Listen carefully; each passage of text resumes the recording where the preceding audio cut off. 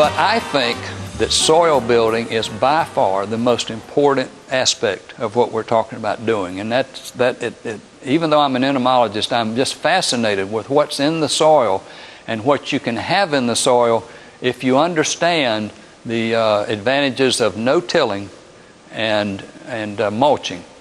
It is the single most productive thing you can do. Now, in order to build the soil, we need organic matter. And there are lots of forms of organic matter that you can use: manure, animal manure, compost, leaves, grass clippings. Coffee grounds are great. Tea leaves are great.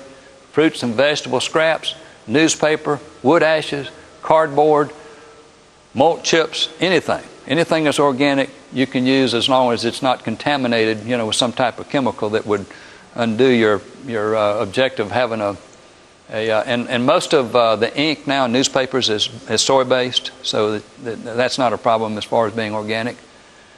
You'll need lime. Lime adds calcium and corrects pH, and I won't even say it. I think we're going to get that point across. And then stop tilling. And I'm going to hit that some more. Stop tilling. Why stop tilling? With mulching, it greatly reduces weeds, so you have a lot less work. You'll be surprised how much easier it is to garden. Natural, undisturbed soil is a living community. It is all interdependent. Each part is interdependent on the other. There are literally thousands of micro, which means too small to see, or macro, which means large enough to see, flora, which means plants, and fauna, which means means animals. As you know, that all living things are divided into those two large groups. Then their jobs are primarily to break down and recycle nutrients for the plants. Also, tilling reduces wind and water erosion and nutrient leaching. Major advantage in that. To think of this community in the most simple way, everything works from the top down, and you've got your top dwellers, middle dwellers, and lower dwellers. Now that's really an oversimplification, but your top dweller's job is to take what's on the surface and get it into the soil, and they chew it up a little bit. And then it kind of comes down to your middle dwellers, and they work on it some more, and it comes on down to your other guys, and they work on it some more. In truth, they're really all kind of mixed up together. It does work somewhat that way. It's a little oversimplification, but it does give you an idea that you've got trophic levels that organic matter goes through before it becomes available to the plants. Tillage, of course, destroys the structure of their home. That's why we talk so much about stop tilling, because when you go in there and mix it all up, which we think we need to do, we don't, because they're doing it for us. You destroy their home, and it drastically reduces their populations, like 90 to 100%. Reduces their population because they need that structure that they will set up in order to work. It'd be like taking a beehive and throwing it up in there and let it come down and bust and just go all over the place, because you've destroyed their home and they can't work anymore. So I refer to it as living soil and living soil benefits. One of the main benefits is better soil tilth, and that word is correct, T-I-L-T-H.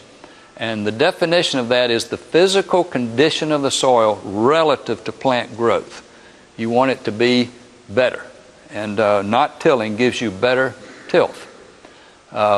You have more organic matter because tilling causes it to get too much oxygen, it burns up and it goes away.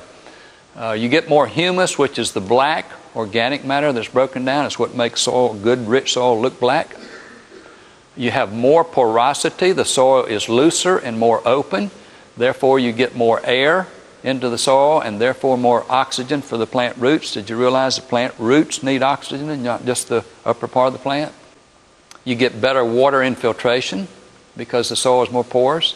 Better water holding capacity because there's more space in the soil for water to be. And you get better water drainage when you have an excess of water. The first thing to do is to get as many leaves as you can and put those in your spot where your garden's going to be, or where it is if you already have one. I went down to Wake County where they collect leaves in the fall and just got truckloads. Now this is after I have put in the leaves and the manure and everything else that I wanted to put in there and tilled it in good. Then I bedded it up in a row bed and covered it up with more mulch. And my mulch was grass clippings and more leaves and so forth. The approach that I talked about is to quick start. You can do it without tilling. And a lot of people advocate that. Tilling once will get you a much faster start. And that's the reason I do it. You can do it either way. You know, it's up to you. But start off by adding 1 to 2. This is for a 1,000 square foot garden. It's 25 feet by 40 feet roughly. And start by adding 1 to 2 full-size loads of organic matter like leaves or leaf mold. Leaves are great because tree roots go deep in the soil and pull up a lot of minerals that we don't necessarily have readily available in the upper parts of the soil. So tree leaves are great. For a quick start garden, you'll need a high source of nitrogen because that is the fuel that's going to make all this happen. And the best high source of nitrogen, I think, is chicken litter. If you're going to be strict organic, though, you may need to find out whether or not the chickens were fed pharmaceuticals, because they often are. They're in very crowded conditions, and they tend to be susceptible to diseases, so in their feed they get pharmaceuticals. You know, some other form of manure, if you can get some manure where the animals were not treated in any way, would be good. Chicken manure happens to be higher. It's litter too. It's got all those wood chips in there that break down, and it gives you a lot of organic matter. So it's unfortunate that that we can't rely on it to be organic. You need about 150 pounds of lime. You need to make sure it's dolomitic lime, but I think all lime is now. It used to be farmers would get fooled sometimes, and it wasn't dolomitic, which means it didn't have magnesium in it. Then you want to till well and deep, one time, just once. And build your raised beds or raised beds. Some people like the whole garden to be raised. In my case, I just raised beds, which means your row is raised. And those rows stay there forever. Mulch. Did I ever mention mulch? In the late fall, you may top it off with some more manure. And that reminds me, there is commercial composted chicken manure. And I believe there are organic sources of that from the organic catalogs. I'm not positive you always need more nitrogen, because I think the cycling is probably handling a lot of it. But you may find that you do. If you find out you got a weakness, there's a possibility that nitrogen is the weakness. So there you go with the composted chicken manure. And remembering that the system works from the top down. That's why we keep mulching. That's one of the reasons we keep mulching, adding food to the top. And then when I went to plant my small seeded plants, I actually used a little perlite, because the small seeds I felt like would have trouble getting up through the soil. So I put a little perlite in the furrow and put my small seeded plants in that. For larger seeds, you don't have to do anything but this. The point that this slide makes is don't disturb your mulch any more than you have to. Just cut a little slit down the top of your row bed and leave your mulch right there beside of it. And then when your plants come up, go in, and you'll probably be adding more mulch, because every time I mow my grass, I put it in there, adding more mulch. As soon as your plants come up, you can pull that mulch back up around the base of them, and that will shade out weeds right there.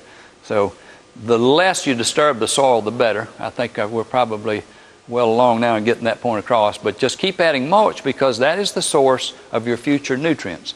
And it keeps the soil more moist.